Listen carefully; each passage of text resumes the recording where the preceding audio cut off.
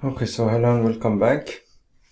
So in this video we want to do example number 3 that says that prove that the greatest integer function. So example number 3, it says that prove that the greatest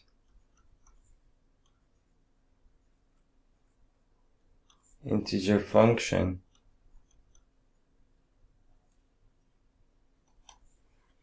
f is a function from R to R given by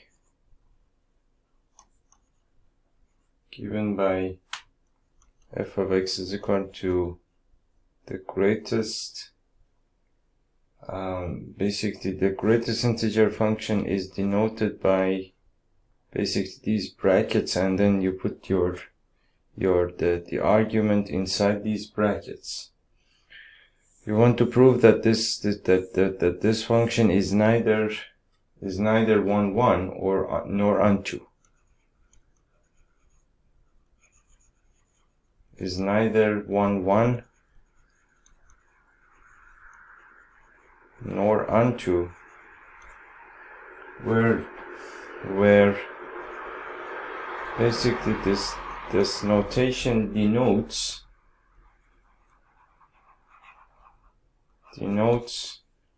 the greatest integer less than or equal to x.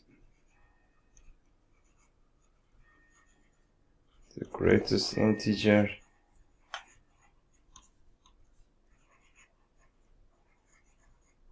greater than or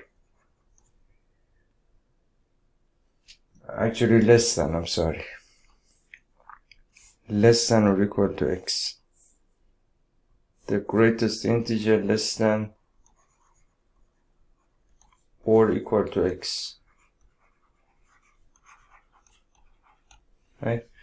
So now the greatest integer function, it's one of those functions that we studied in functions and relation in class 12, in class 11.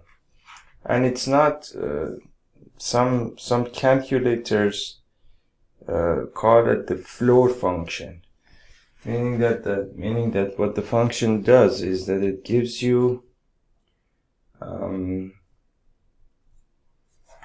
function is basically something like this. What the function does, it gives you basically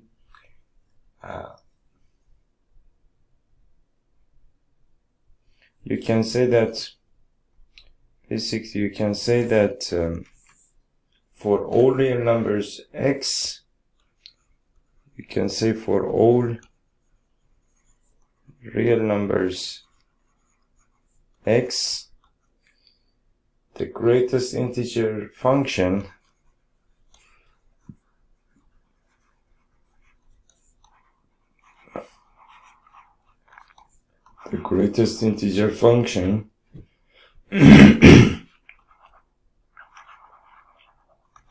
the greatest integer function returns the largest integer,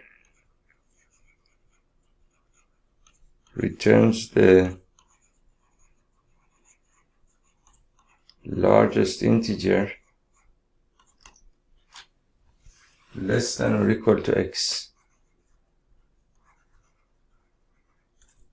Less than or equal to x.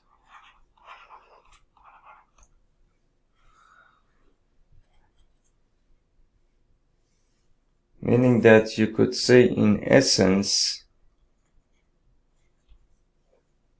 it rounds down a real number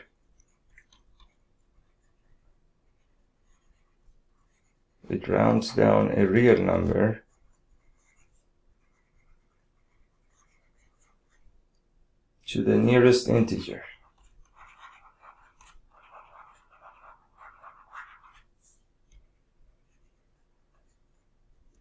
Okay, so what that means is that, for example, you can say that, for example,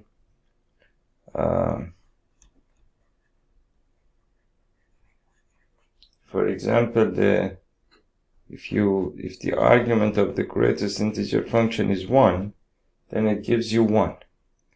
If the argument of the greatest integer function is 1.5, it gives you 1. If the argument of the greatest integer function is 3.7, it gives you a 3. It rounds down, and for the same reason, in some programming languages and in some calculators, they call it the floor function. They call it the floor function. So, for example, if the argument is 4.3, it rounds down to 4, which is basically the greatest integer that you can find. The greatest integer, basically closest integer to x, and I'll tell you in just in a few moments what I mean by x, because there is because the integers are distributed over the number line in a specific way. Once you know how they work, and once we see them on the graph, then you will understand this properly. Or for example, if you have for example the greatest integer, basically if the argument is -2, then it gives you a -2, right? So you need to be careful about that. Or if the argument is -1.6, then it gives you a -2 again, right? Because it's rounding down. So -1.6 on the number line is -1.6 on the number line. Let's say that this is -1 and this is -2, and -1.6 is over here. And since I'm rounding down, I will get to -2, as you can see here. And so, for example, if I have -2.1, it gives me a -3. If I have -5.5, it gives me a -6, right? And the graph of this function is basically something like this. And the graph of this function is something like this, meaning that you have the x-axis, the y-axis. The x-axis, that your domain is R, your range is R, and so you have basically 1, 2, 3, 4, and -1, -2, -3, -4, and you have 1, 2, 3, and 4, and you have -1, -2, -3, and -4. And so, for example, if the graph basically looks something like this, meaning that for all the values between, for example, 0 and 1, the output is going to be equal to 0. So that means that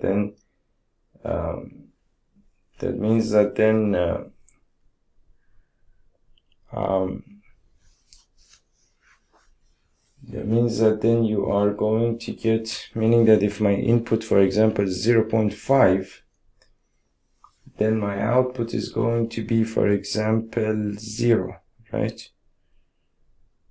Which means that the function is going to look something like this.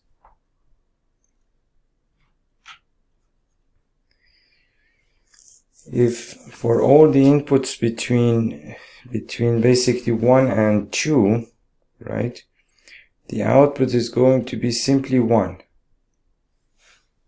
Which means that I'm going to get some function like this. And for all the inputs between 2 and 3, for example, the output is going to be equal to 2. It means that I'm going to get some function like this. For all the inputs between 2 and 3, the output is going to be basically 2. So I'm sorry, 1, 2, 3. for all the inputs between 3 and 4, the output is going to be 3. So 1, 2, and 3. So you will get basically some function like this, and so on and so forth. And again, we said that for all the, for example, for -2, the output is -2 because -2 is an integer itself. But then for example, -1.6, your output is going to be -2 because you're rounding down. Meaning that for all the inputs between -1 and 0, the output is going to be -1. Which means that you are going to get something like this here.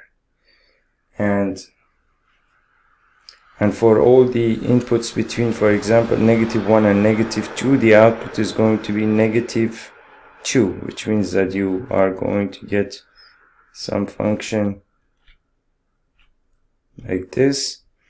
And for all the outputs between 1, 2, -1, -2, -3, for all the outputs between -3 and -2, the output is going to be -3, which means that 1, 2, and 3, you are going to get this function like this, and so on and so forth. And so you can, of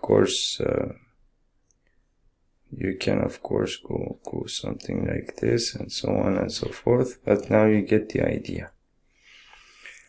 Which means that as a definition, you can say that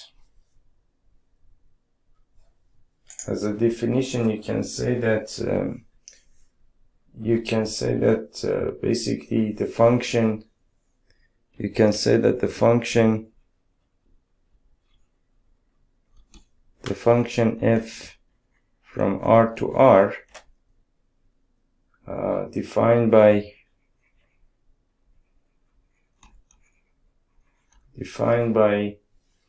f of x is equal to the greatest, let's call it the greatest integer function x. I'm not sure if that's the right way of reading it, but for now we will suffice to that. X belonging to the set of real numbers assumes the value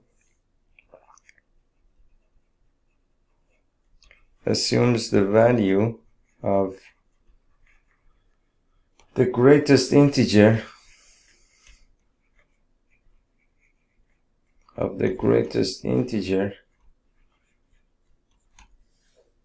less than or equal to x. Less than or equal to x.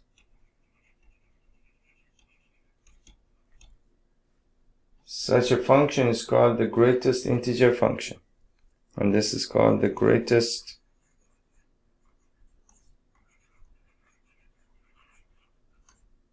integer function.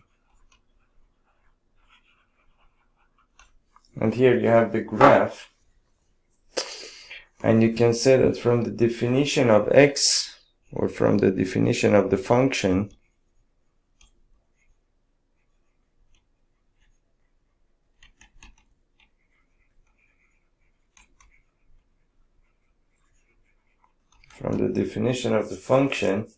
we can see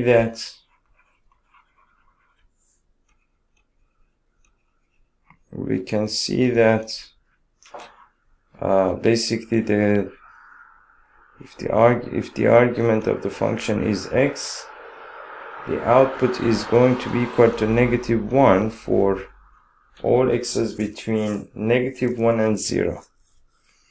For all x's between -1 and 0, so x less than the 0. And the output of the function is going to be equal to 2, is going to be equal to 0 for basically all the x's between 0 and 1. 0 is less than or equal to x less than 1. And the output of the function is going to be equal to 1 for all the x's between 1 and 2. And the output of the function is going to be equal to 2 for all the x's between 2 and 3, and so on, right? So that's how this function basically works, right? Now, what we want to do right now, having all of this information, we want to prove that the greatest integer function, f from r to r, given by f of x is equal to, well, the same notation of the function. Again, I don't know how exactly to read it, is neither 1, 1 nor onto. So we want to prove that f of x is equal to, well, the notation related to the greatest integer function x belonging to the set of real numbers is neither 1, 1 nor onto. Okay, so onto means we need to remind ourselves of the meaning of an onto function.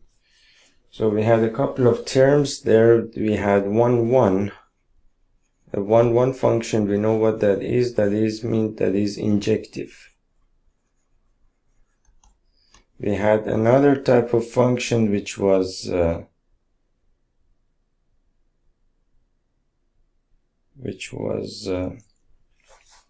let me go to the definitions. I have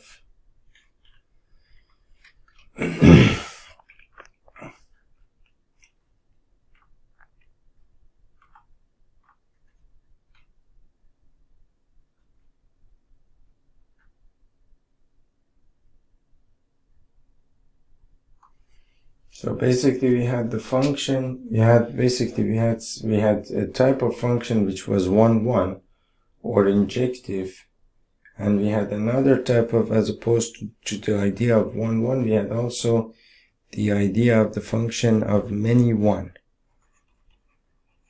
And of course you know that 1, 1 is basically this type of function, meaning that, so 1, 1, 1. So this is a 1, 1 function, and many 1 function would be basically something like this. So 1, 2, and 3, and then this would be a many 1 function. This is many 1, and this is 1, 1. Meaning that the distinct elements of the domain are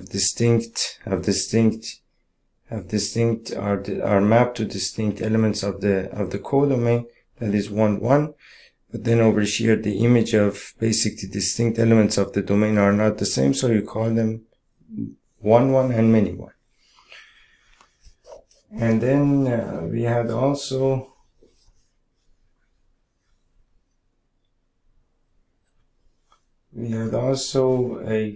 another function which was also called surjective or onto. So onto basically, or surjective, we already know what that is. I had merely basically forgotten the word onto. Onto means surjective, and we know what surjective is. So surjective means that, for example, you have a function, and basically in this function you have basically all of these elements, and these elements are, suppose that you have 1, 2, 3, 4, and 5 elements here. So this element is mapped to this one, this element is mapped to this one, and this element is mapped to this one. Now you can see that this element over here is left alone. It has not been basically mapped to, and so this function f is not surjective, because there is an element in the codomain which is not an image of any element in the domain of the function. On the other hand, if I didn't have this in here, meaning that all of the elements of the codomain were map to from where the images of some element in the domain of the function, then you would call the function onto or surjective, right? So now that we understand the meaning of the words onto, one, many one, and onto, and remember that basically one means one is injective, many one we have no name for it as far as these words are concerned. There is also onto, which has also been called surjective, and there is also the idea of one and onto both together, which is called bijective. So this is all the terminology that we have, and we already know what that means. So now let's try to prove that the greatest integer function is neither 1 or onto, meaning that it's neither injective nor surjective. Let's see how we can do that. Okay, so now from the definition of this function, you can see that the function is neither 1 or nor onto, because you can see that, for example, suppose that you have f of, for example, 2.1. f of 2.1 gives you a 2 as an output. Or if I were to write more steps here, I would write basically f of 2.1 is basically 2.1 is equal to 2. And also f of basically, for example, 2.4 is also going to be equal to 2.4, which is equal to 2. That means that f of 2.1 is equal to 2, f of 2.4 is equal to 2, and so these two inputs are basically the image for these two x's is going to be the same y, and therefore f is not onto. Or you can say that f is not injective. F is not injective. On the other hand, there are outputs. For example, if you go over here, as you can see, for example, 2.5 or 1.5, for example, this would be y is equal to 1.5. Now 1.5 belongs to basically R, which is basically the domain of your function, or the range of your function. As you can see, it goes from R to R. So 1.5 also, of course, does belong to R, right? But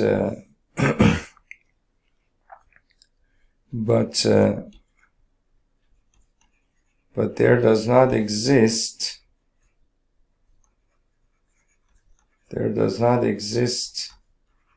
any element x belonging to R such that basically f of x is equal to, well, the notation of the function equal to basically 1.5. That doesn't exist. Which means that there is at least one element in the codomain of the function which is not an image of any element in the domain of the function, which means that f is not basically is not surjective.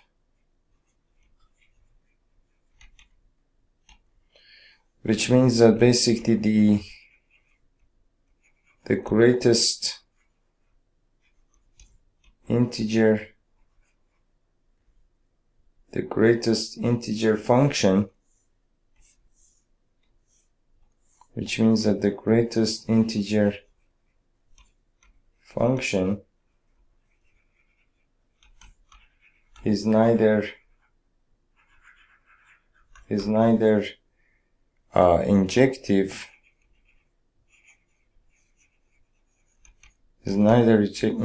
nor surjective.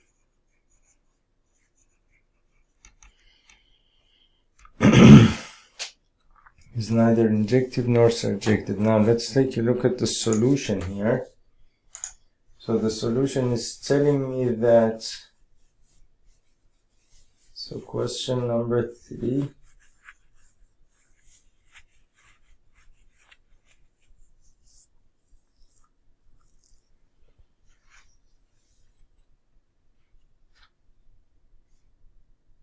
exactly the same thing that we have argued here, but then it's important to understand all of these things about the function and also all of everything else that we said, so that way you can solve this problem.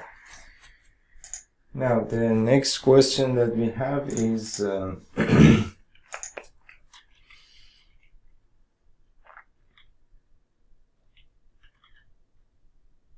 the next question that we have is question number 4, which says that show that the modulus function f from R to R given by the modulus function. Okay, so that there is again another function that we need to talk about.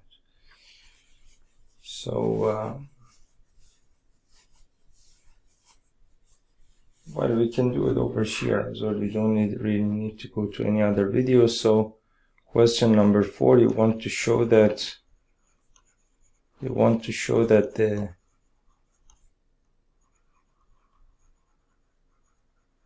modulus function is basically f from R to R given by f of x is equal to the modulus of x, and I think is neither 1, 1 nor unto. Is neither 1, 1 nor unto.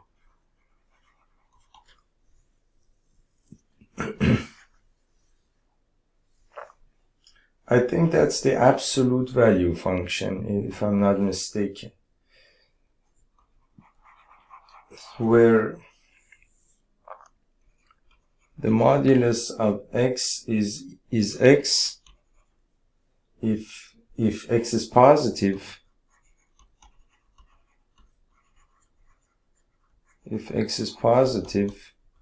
and or 0, and the modulus of x is negative x is if basically x is negative. Right? I think this is the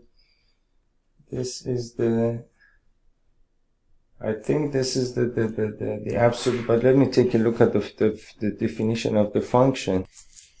Well, basically about about the word modulus, I do remember this from some courses that I've taken in computer science in C, C++, and those computer languages. And in computer science, this function is called the modulus function, and it actually gives you completely different types of output. But as long as you're using the words modulus and absolute value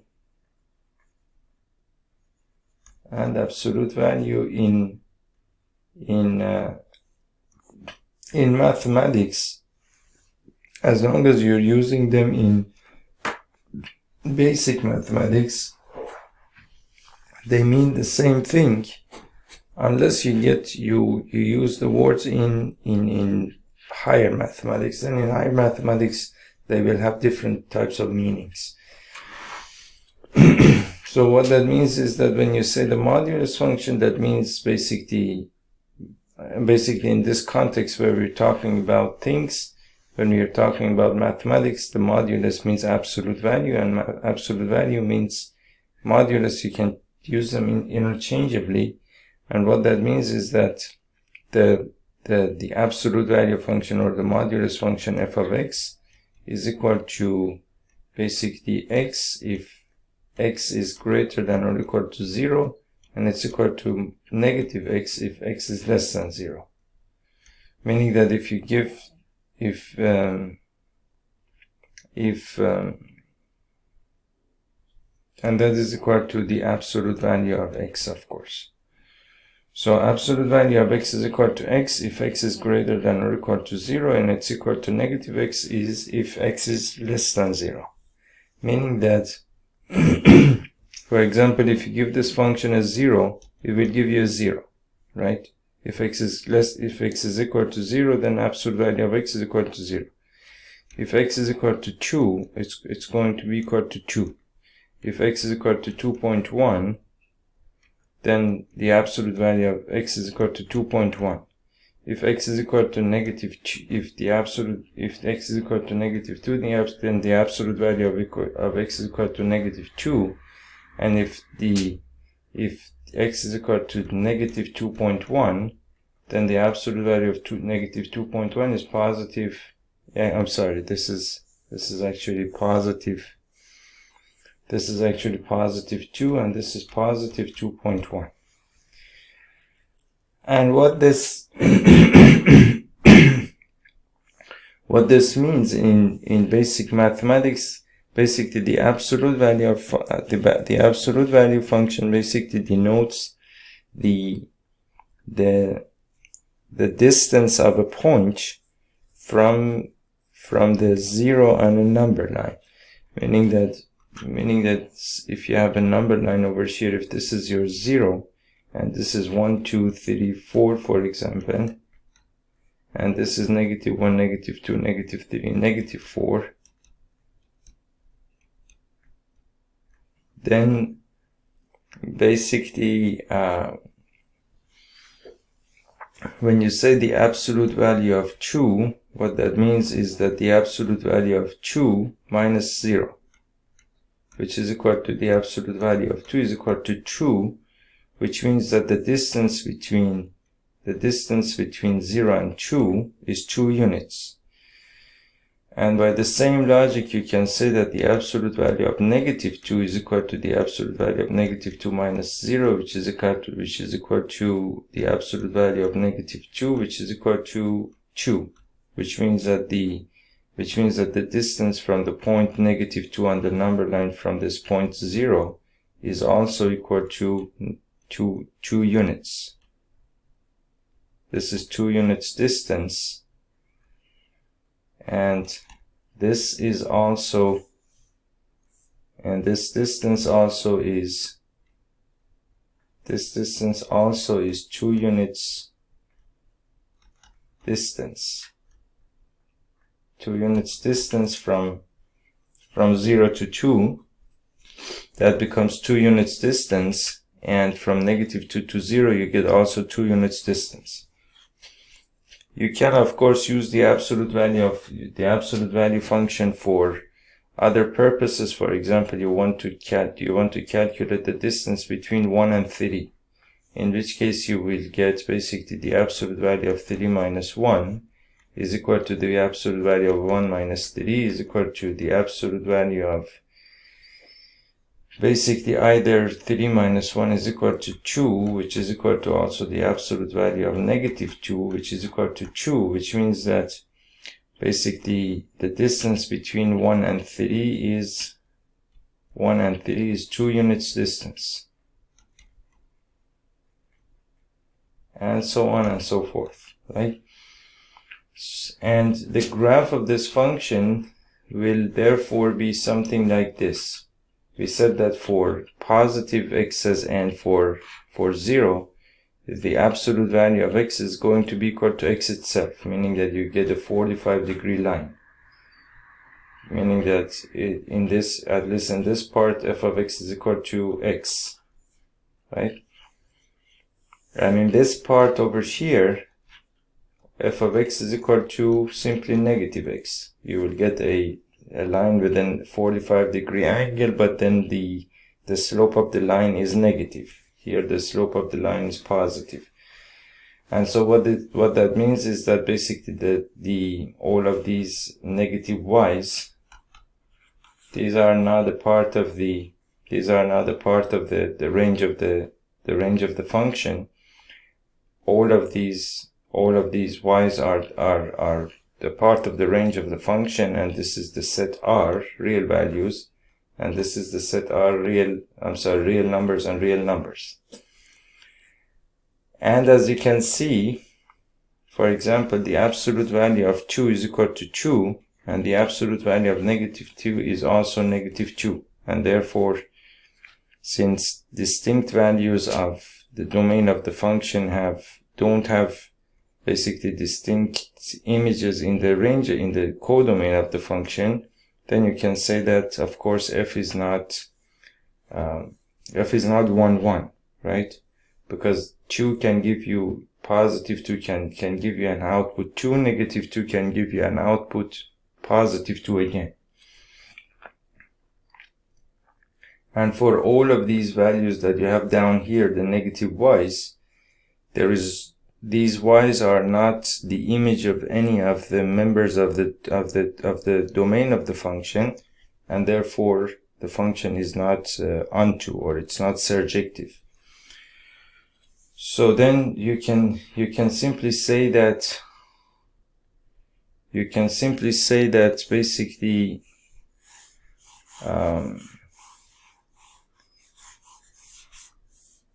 can simply say that basically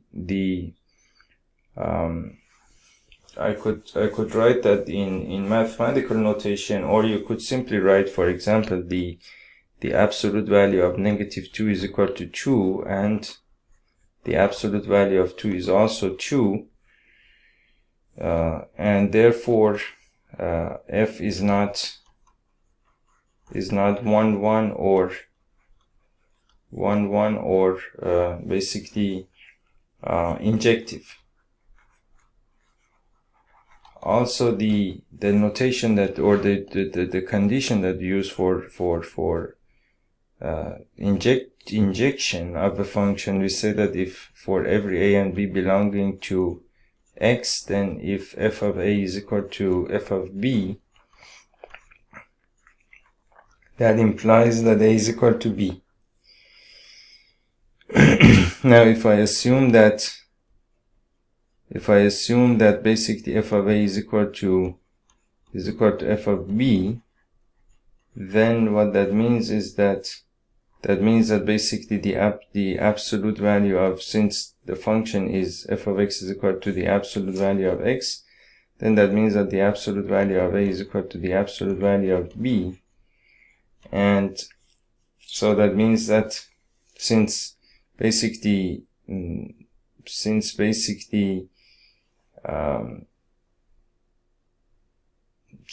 negative a and negative b both can, since negative a and a both can give you basically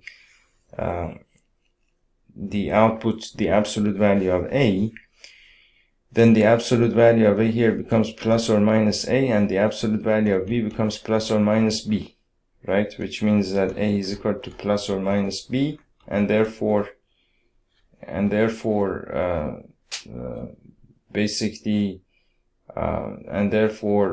f is not 1, 1. And you can see it over here as well. What I mean by this is that, for example, suppose the absolute value of a is equal to absolute value of b. For example, I have these two lines over here, and this is, let's say that this is f of a, this is f of a, also f of b, and we are assuming that f of a is equal to f of b here. Now that you can see that this comes to This is basically these two values in the domain of the function. This value and this value over here. Which means that if f of a is equal to f of b, that means that b can be equal to, if I take this as b, for example, this could be equal to negative a, and suppose that, for example, b is equal to 2, right? So and suppose that this point over here is negative 2.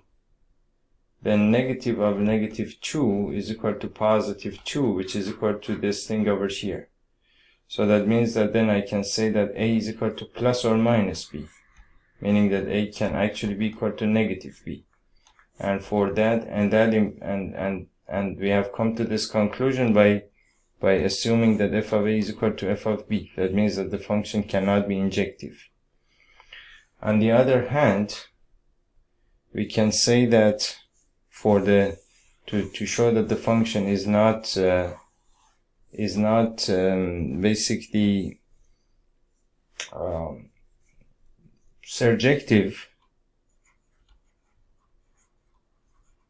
surjective or onto, in order to show that, you can say that you can, from the graph, you can easily see that basically, for example, negative 2, you can say now negative 2 belongs to the set of real numbers, but there exists no element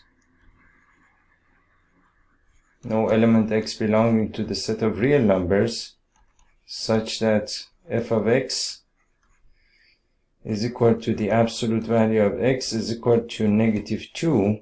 Therefore, f is not surjective.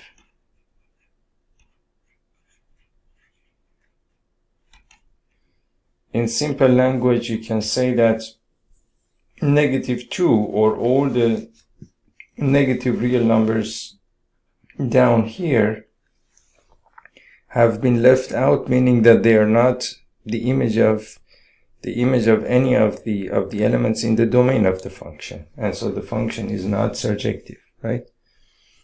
So that was question number 4.